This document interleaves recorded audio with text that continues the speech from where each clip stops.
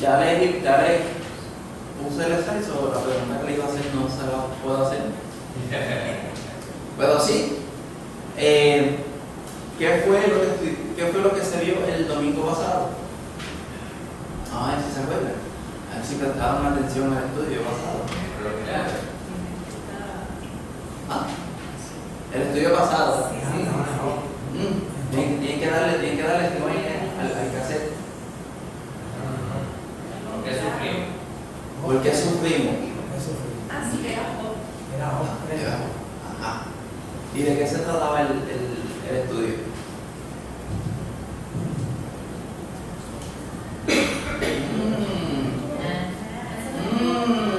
Esto está bueno. Para ver, yo creo que hay que preparar un quiz, tío. Se fueron en blanco, ¿ah? El tema pasado, ¿por qué sufrimos? Y estuvimos viendo el libro de Job, de los capítulos 30 hasta el 42.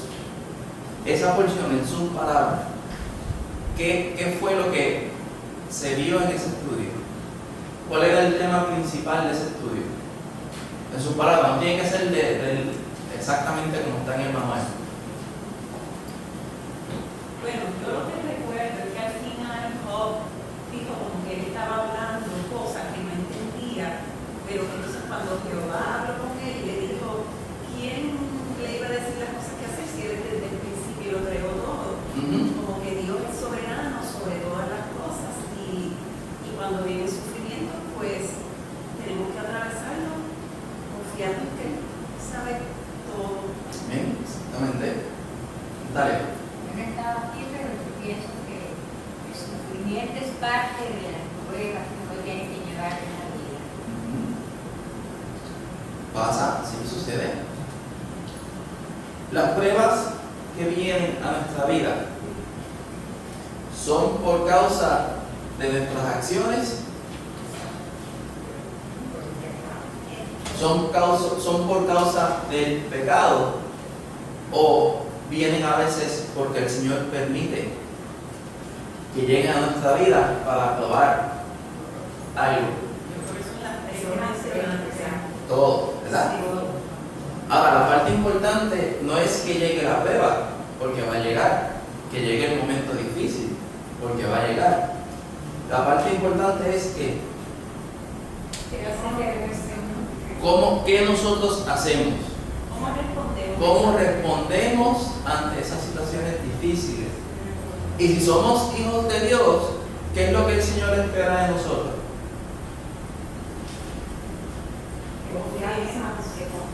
Que confiemos en qué? En el Señor, ¿verdad? Pues hermanos, esta mañana vamos a estar viendo el estudio número 4, que es que Jesús es el único camino hacia Dios.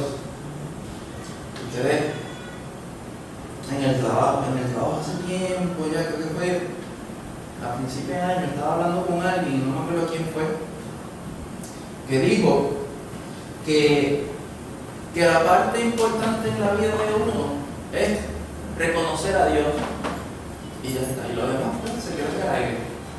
Y yo,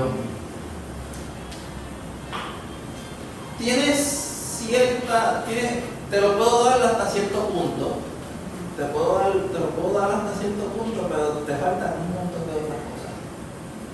Porque que nosotros reconozcamos a Dios en nuestra vida no significa nada.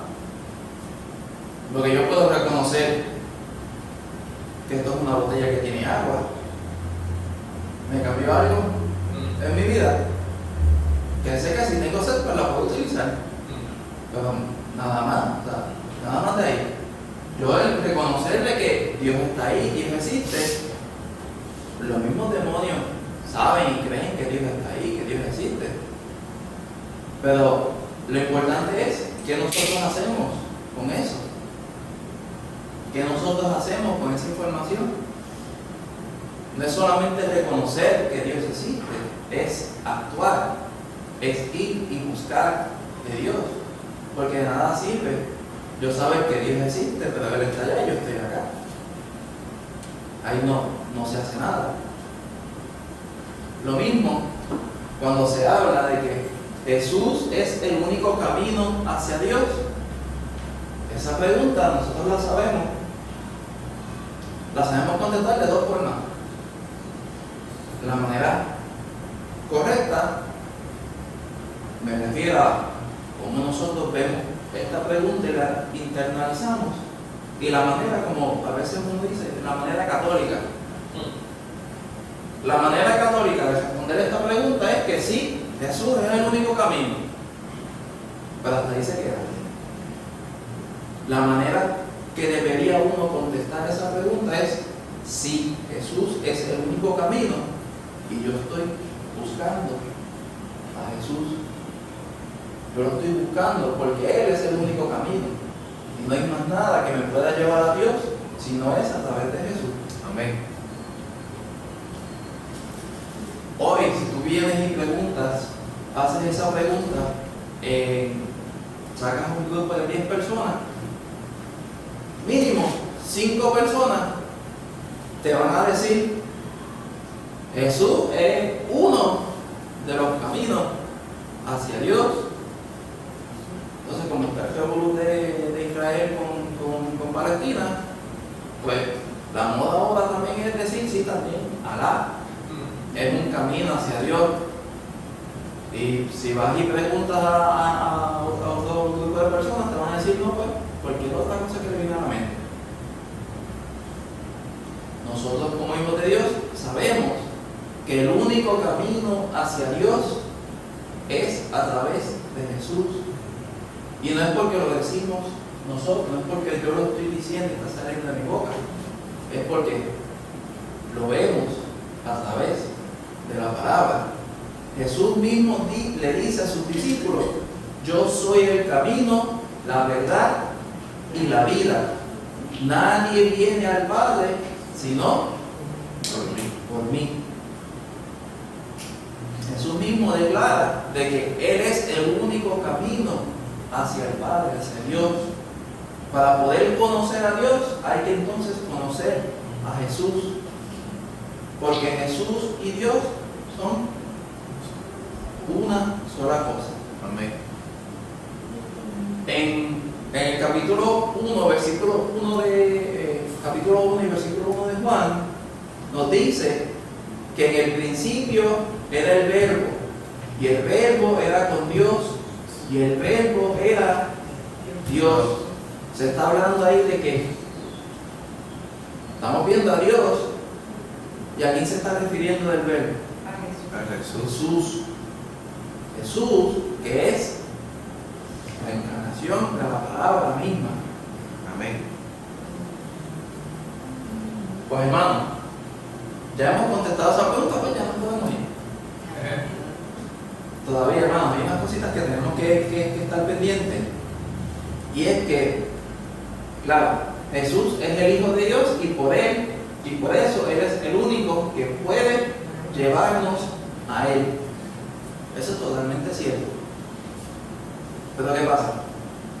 Jesús está dispuesto a que Él nos dé a conocer quién es Dios. Pero ¿qué pasa? El Señor está ahí. Somos nosotros que tenemos que ir hacia Él. Él no se va a mover, Él no se va a quedar, Él no se va a salir, no se va a esconder. El Señor está ahí presente y le da esa oportunidad a toda la humanidad. Estoy aquí y quiero que tú me conozcas y conozcas a Dios a través de mí. Pero tiene que salir de tu voluntad, tiene que salir de ti como persona, como ser humano, el querer conocerme. Yo estoy aquí, yo no me voy a mover, pero no te voy a obligar. Pero sabes que va a haber unas consecuencias al final de esta vida si tú en tu corazón decides que no quieres saber quién es Dios, que no quieres conocer a tu Creador. Lo vas a conocer, pero no va a ser de una manera bien agradable. ¿Por qué, hermano?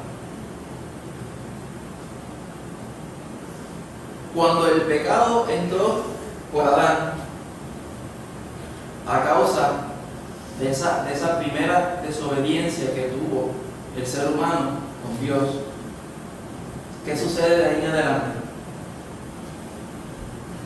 El pecado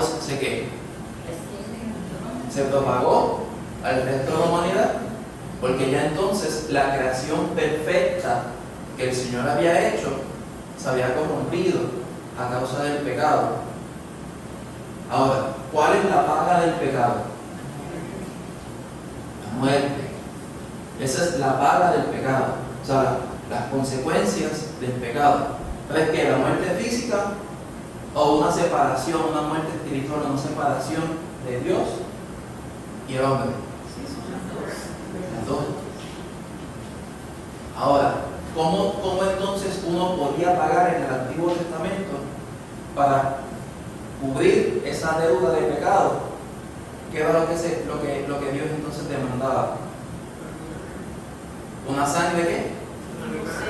Inocente, un animal inocente, pero tenía que tener unas características. ¿Cuáles eran? Sano, que no tuviera ningún defecto, que estuviera limpio, o sea, que al animal estuviera físicamente perfecto, entre comillas. O sea, lo más perfecto que se podía tener. Que el animal no tuviera ningún defecto físico, nada. Para los efectos, un animal inocente iba a morir y a derramar su sangre por los pecados de una persona. Y eso cubría el resto de la vida de la persona. Ese sacrificio. No. ¿Hasta cuándo cubría?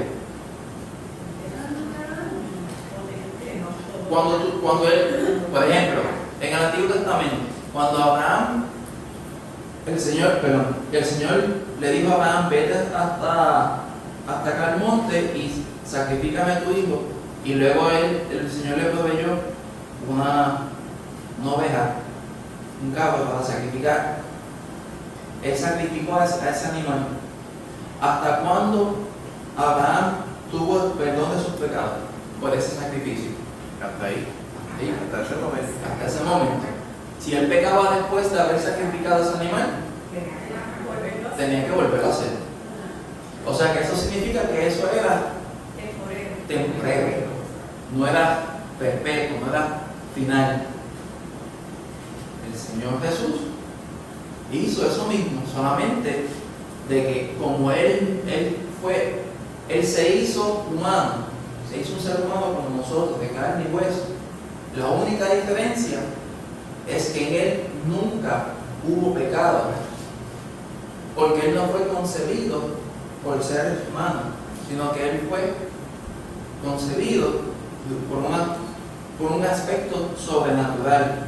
Me refiero a que María, estando despojada de José, sin tener una relación íntima con José, quedó encinta a través del Espíritu Santo. El Señor creó a ese bebé dentro de María sin tener ninguna interacción con otra persona.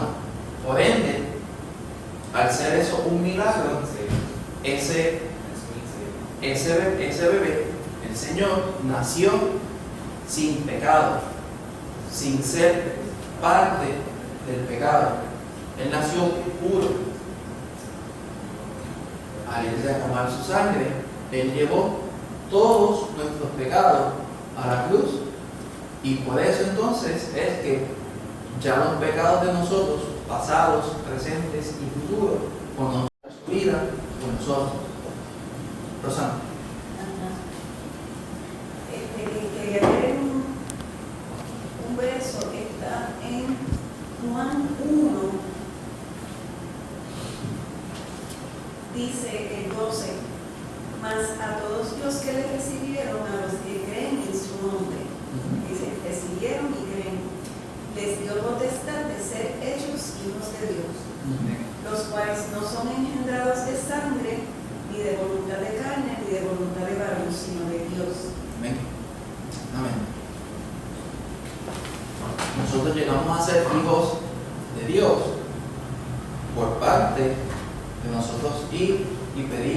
Señor que nos perdone y nos limpie. Pero el único camino hacia Dios es a través de Jesús, el Hijo de Dios. Pues hermano, no voy a entrar en detalle comparando eso con otras religiones y con otras cosas, porque si no, pues nos entendemos mucho. Pero lo más importante aquí no es solamente saber que Jesús es el Hijo de Dios y es el único camino hacia Dios, es que hay que creer en Él, que hay que creer que Jesús es el único que me puede llevar a Dios. Jesús es el único que puede interceder por mí para poder entonces hablar con Dios. No hay más nadie, más nada. O sea, no porque María fue la madre de Jesús, significa que ella iba a tener algún poder sobrenatural para poder entonces hablar con Dios. No. En su palabra nos dice que Jesús es el único que puede interceder por nosotros delante de la presencia de Dios. Y Él es el único que puede interceder por nosotros porque Él mismo es Dios. Nada más y nada menos. Pues hermano, vamos a pasar a la porción. Tío, si puedes darle al frente. Ahí, capítulo, primera de Juan, capítulo 5, versículos del 1 al 5. A ver si lo coge. Creo que las baterías deben estar un poquito ya mayaditas. A ver.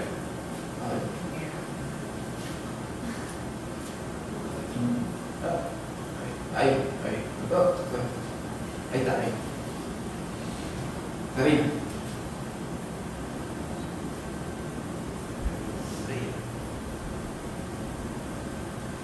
Dice así: todo el que cree que Jesús es el Cristo es nacido de Dios, y todo aquel que ama al que engendró, ama también al que ha sido engendrado por él.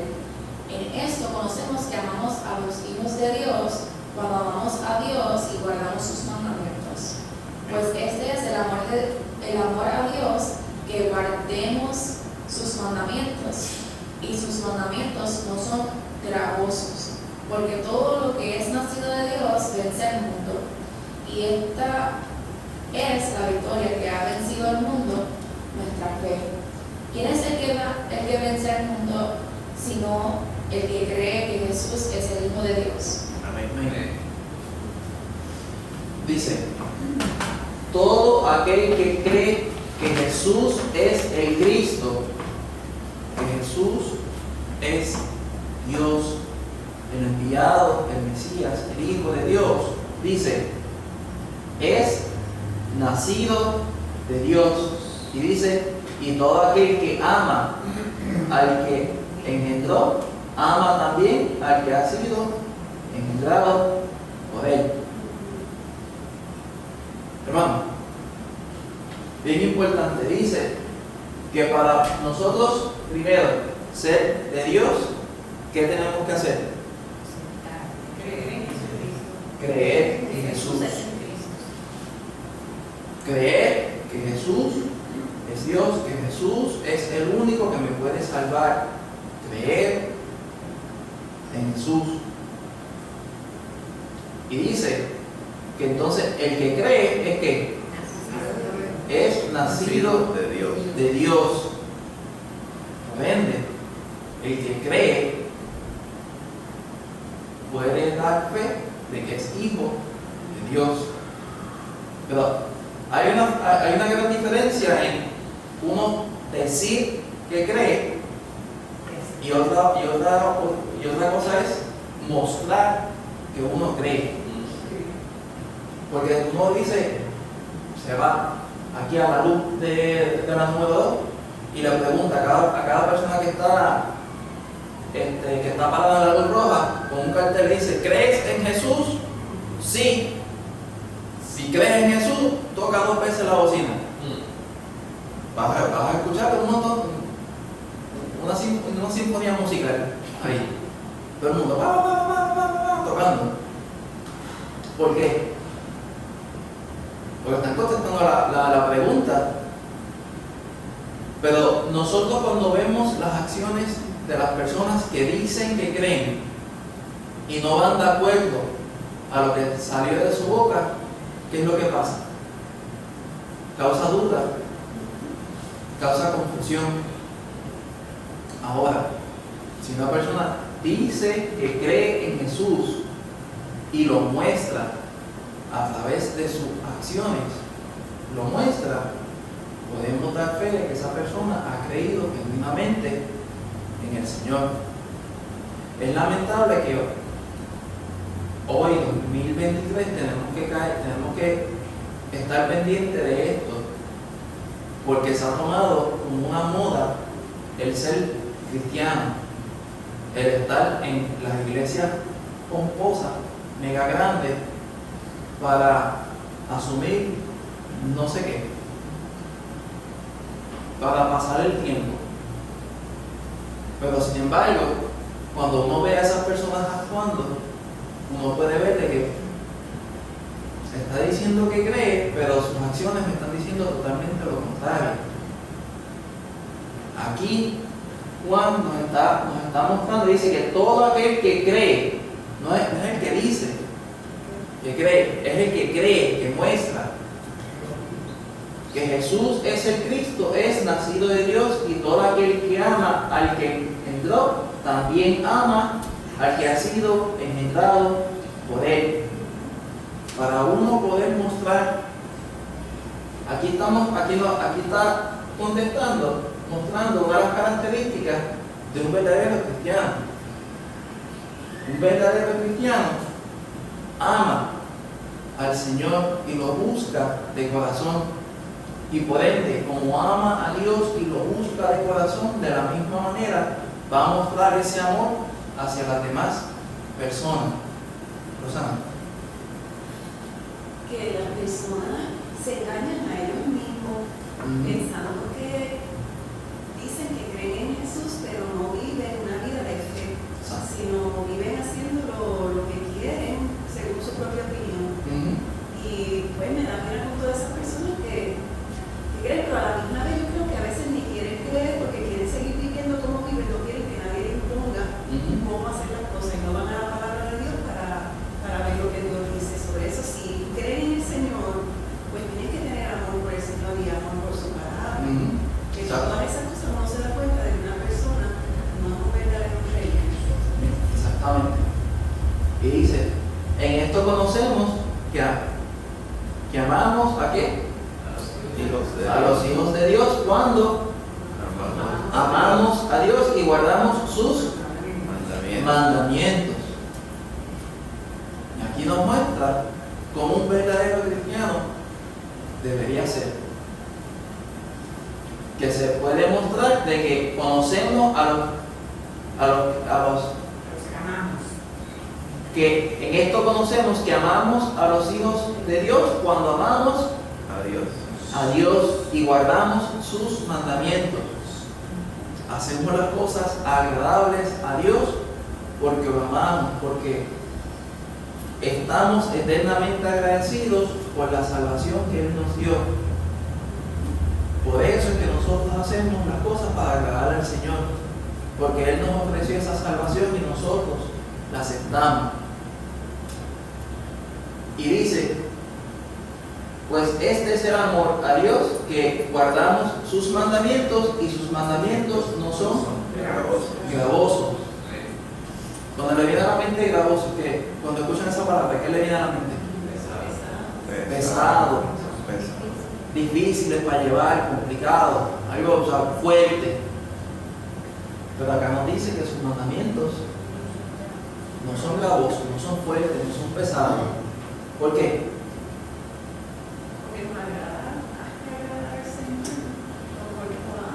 Porque los mandamientos del Señor están para qué? Para hacer para que sea bendición hacia nosotros, hacia nuestra vida. Y Él dijo eso, que su yugo es fácil y su carga es ligera, porque Él nos da su poder. Amén. Para seguir todos los días. Exactamente. Lucy.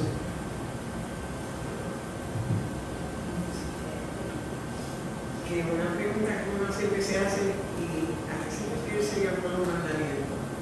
Y cuando uno está día a día en la rutina y tiene que tomar decisiones morales y o decisiones, ¿verdad? Que uno dice, tengo que hacerlo así porque el Señor dice que hace que se debe hacer. Y entonces uno se da cuenta de cuáles son los mandamientos. Realmente seguir una vida de acuerdo a como el Señor quiere que la sigamos. Amén. Exactamente. Exactamente. Y en el Nuevo Testamento, Él nos habla y nos dice de que la ley y los profetas se resumen en dos cosas. ¿Cuáles son esas dos? Amarás a Dios sobre todas las cosas y a tu prójimo como a ti mismo. En eso se resumen la ley y los profetas. Y eso conlleva, amarás a Dios sobre todas las cosas. A ver, ¿qué significa eso? Que Dios tiene que ir primero que yo mismo. Dios tiene que ir primero que el amor que yo tengo hacia mi esposa y hacia mis hijos. Porque si el Señor me muestra a mí cómo yo lo debo amar, entonces ese mismo amor es el que yo debo mostrarle a mi esposa y a mis hijos. Si yo no puedo primero procurar buscar a Dios para que sea el Señor quien me dirija, quien me muestre, quien me enseñe cuál es mi andar y qué yo debo hacer, ¿cómo entonces yo como hijo de Dios puedo mostrar amor y bendición a las demás personas si entonces no estoy procurando primero buscar a Dios para que sea Él quien me dirija y quien me ayude? Y luego dice que amarás ¿a qué? A tu prójimo como a ti mismo. Por ende, no vas a hacer nada indebido que primero tú no te harías hacia las demás personas. Claro, hay una excepción, hay unas personas que son masoquistas, pero ya eso es otro caso aparte. Pues hermano, como estamos viendo acá, ya hemos visto acerca de la importancia de la persona que cree que Jesús es el Cristo y las características que conlleva una persona que cree realmente.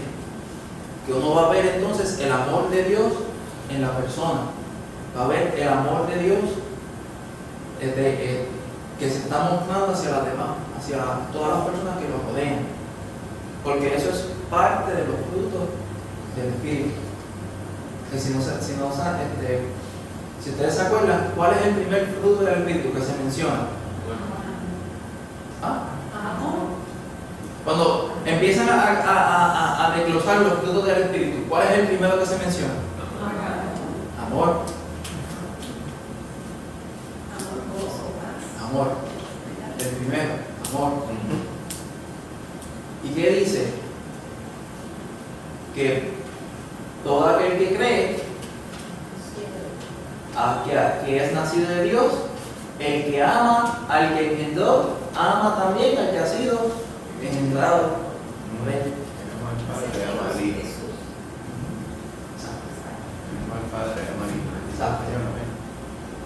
Pues hermano, entiendo que ya hemos hablado en abundancia acerca de esto. Acá lo que el amor ágape es el amor que viene de Dios. ¿Hacia qué? Hacia nosotros. Es un amor incondicional, un amor que no tiene forma de medirse, porque es un amor que hace todo, por todo y para todo, porque es genuino de un lado hacia otro y no espera recibir nada a cambio. Ese es el amor que el Señor nos muestra hacia nosotros. Dios nos muestra ese amor hacia nosotros y Él espera que nosotros podamos reciprocar hasta nuestra mejor habilidad ese mismo amor hacia las demás personas. Amén, hermano. Bueno, hermanito, vamos a pasar a la segunda porción, versículos del 6 al 10. Héctor.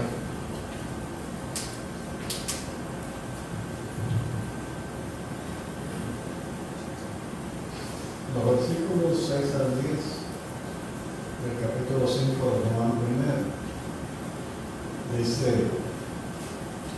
Este es Jesucristo, que vino mediante agua y sangre, no mediante agua solamente, sino mediante agua y sangre. Y el Espíritu es el que da testimonio, porque el Espíritu es la verdad. Porque tres son los que dan testimonio en el cielo: el Padre, el Verbo y el Espíritu Santo. Y estos tres son uno. Y tres son los que dan testimonio en la tierra: el Espíritu, el agua y la sangre. Y estos tres concuerdan.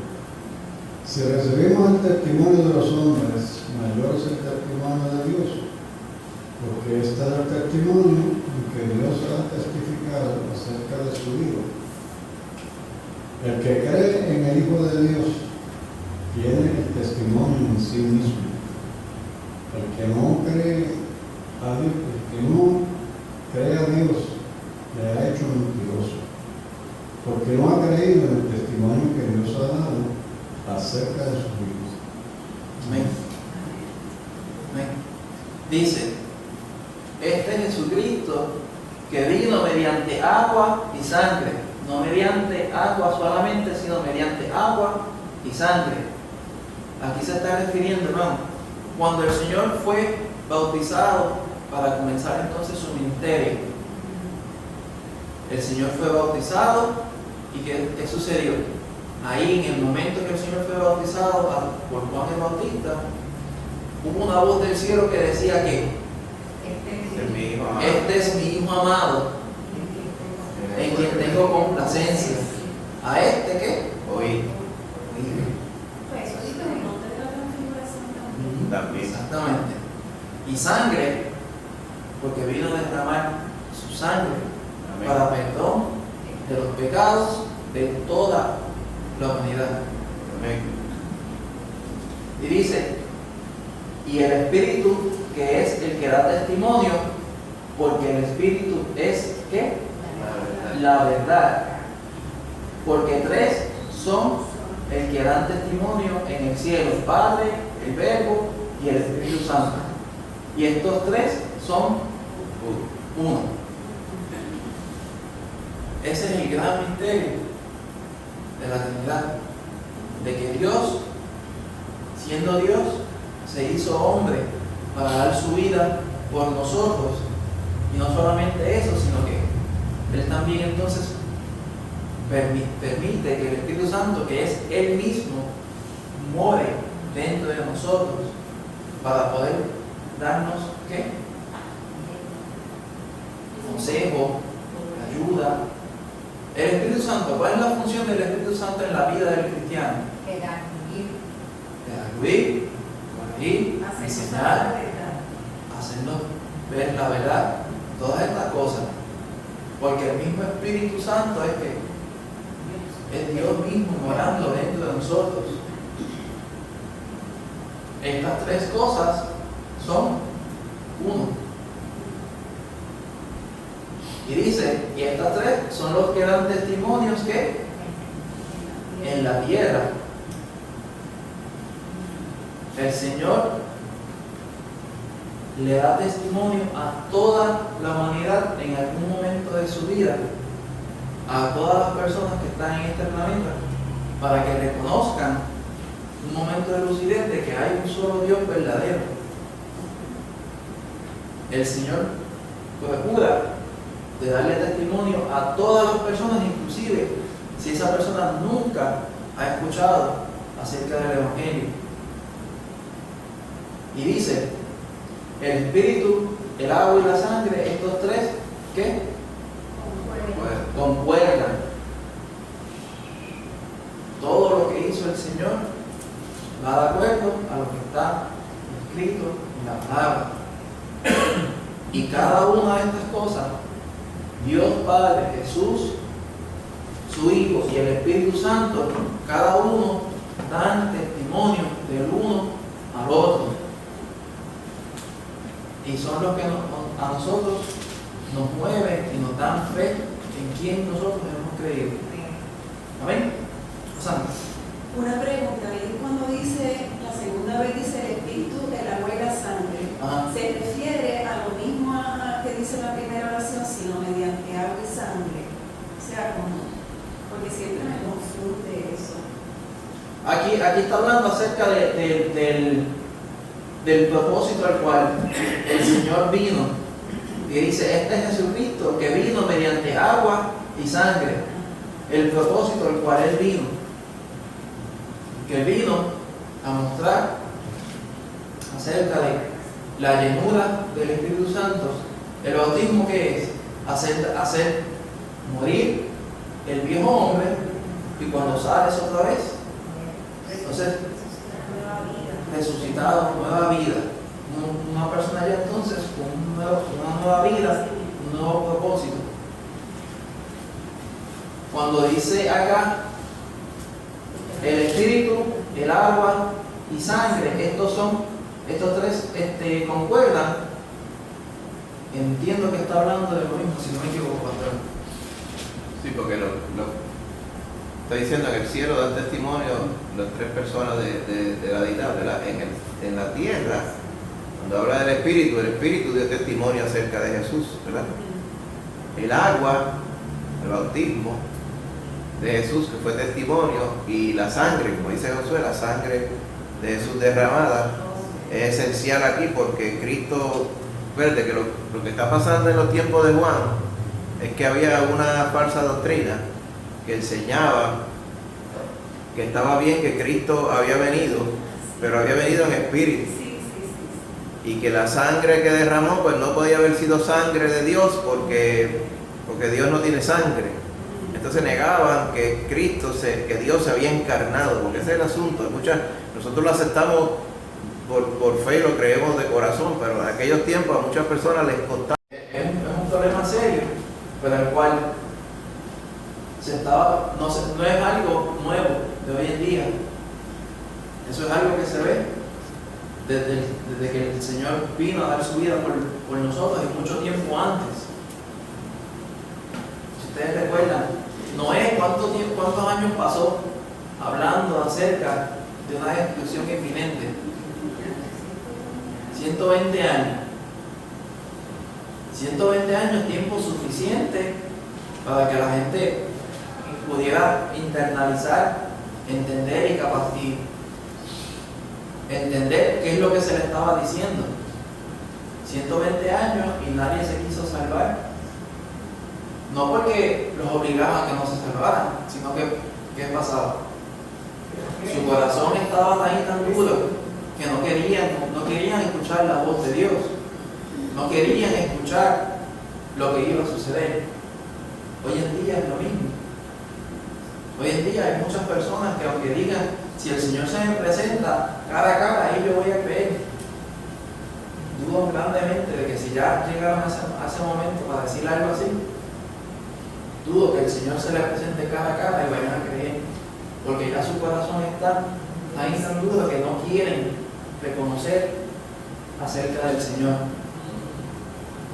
Algo que el apóstol Juan estaba hablando también acerca de esto brevemente para los tiempos que él estaba escribiendo esta carta. Y es algo triste, hermano, pero es algo que es, ¿cómo te digo? No es algo que cada uno de nosotros pueda hacer, o sea, que nosotros podemos hacer que las personas cambien. Cada uno tiene que ir por su propia cuenta y ir delante del Señor y pedirle que el Señor lo salve. Es una decisión única de cada persona. Y el Señor está ahí, como estábamos viendo, el Señor está ahí, presente, fijo. Yo estoy aquí y yo soy el camino hacia Dios, pero somos nosotros los cuales tenemos que ir y acercarnos a Dios. El Señor no se va a mover. El Señor no nos va a obligar a acercarnos a Él, pero Él está ahí presente para que seamos nosotros quienes vayamos hacia Él. Amén. Amén, hermano. Amén. Bueno, vamos a pasar a la otra porción. Ya esto es un poquito más de información. No voy a entrar en detalle porque sé que nos hemos extendido un poquito. para ser sabios con el tiempo. ¿Alguna persona que quiera leer estos últimos versículos? Es que dos levantaron la mano a la misma vez. No, cualquiera. ¿Sí? Ok. Los versículos del 11 al 13. Y este es el testimonio que Dios nos ha dado vida eterna, y esta vida está en su Hijo. El que tiene al Hijo tiene la vida. El que no tiene al Hijo de Dios no tiene la vida. Estas cosas os he escrito a vosotros que creéis en el nombre del Hijo de Dios, para que sepáis que tenéis vida eterna, y para que creáis en el nombre del Hijo de Dios. Amén. Dice, y este es el testimonio que Dios nos ha dado, ¿qué? Vida eterna, y esta vida está en su Hijo. El que tiene al Hijo tiene la vida. El que no tiene al Hijo de Dios no tiene ¿qué? La vida. Simple y sencillo, hermano.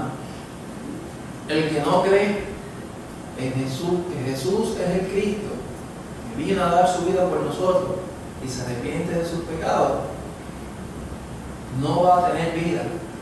No se está refiriendo a esta vida física ahora mismo. Se está refiriendo a una vida espiritual, a una vida más allá de la muerte. Sabemos que después que nosotros salgamos de este mundo, ahí es que comienza la verdadera vida. Ahí es que comienza la eternidad. Y cuando uno sale de este mundo, ya en ese momento no es tiempo para calcular para dónde es que uno va a pasar el resto de la eternidad. El tiempo para calcular dónde uno va a pasar la eternidad es ahora, aquí, en el presente. Ya cuando uno parte de este mundo, ya esa oportunidad se acabó y ya tienes el pasaje en la mano, literalmente. Y tienes dos opciones. Ese pasaje te va a decir, o vas a ir a la presencia del Señor, o vas a ir a un lugar donde no va a estar la presencia del Señor por una eternidad. Una eternidad, eso no significa de aquí a 5 billones de años. Una eternidad es que no tiene fin. El tiempo va a pasar y va a pasar y va a pasar y va a pasar, y eso nunca va a acabar. Por eso dice, y esto es el testimonio que Dios nos ha dado vida eterna. Ese es el regalo de la salvación. Y dice, y esta vida está en el Hijo. Como Jesús resucitó, así también todo aquel que acepte el regalo de la salvación va a resucitar como Jesús resucitó de la muerte. Y dice que el que tiene al Hijo tiene la vida. El que tiene al Hijo, el que ha creído en Jesús, tiene la vida eterna, tiene esa vida. De la misma forma que Jesús resucitó, que Jesús se levantó de entre los muertos, así también el que cree en Jesús va a suceder. Pero, dice, el que no tiene al Hijo de Dios, no tiene la vida. Tan simple y sencillo como eso. No hay nada gris aquí, es todo blanco y negro. O estás con Dios o no estás con Dios. O te arrepentiste de tus pecados y le pediste al Señor que te salvara y te diera una vida nueva, o te quedaste como estás. Sí, quería leer en Juan 6:40 dice, y esta es la voluntad de que me enviaron, es Jesús hablando, que todo aquel que vea al Hijo y cree en Él tenga vida eterna, y yo le resucitaré en el día postrero. Esa es la promesa del Señor Jesús. Amén. Y algo que nos dice en Hechos capítulo 4 versículo 12 dice, y no hay otro nombre bajo el cielo dado a los hombres en el que podamos ser salvos. ¿A quién se está refiriendo ahí? A Jesús. Dando también que Jesús es el único camino hacia Dios, el único camino hacia la vida eterna. Amén, hermano. Amén. Pues hermano, el tema de esta mañana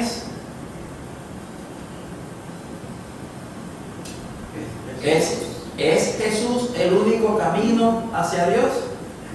La contestación es sí. Sí, no hay más nadie. No hay más nadie. Cristo Jesús. Pues hermano, hasta aquí nos ha traído el Señor. Ya para el próximo domingo estaríamos viendo, ¿acaso no iremos todos al cielo? Tremenda pregunta. Era un tema bien puertorriqueño. Muy exacto. Muchas personas piensan de que ay, no, todos somos hijos de Dios, todos fuimos creados a su imagen y semejanza, por ende, somos hijos de Él.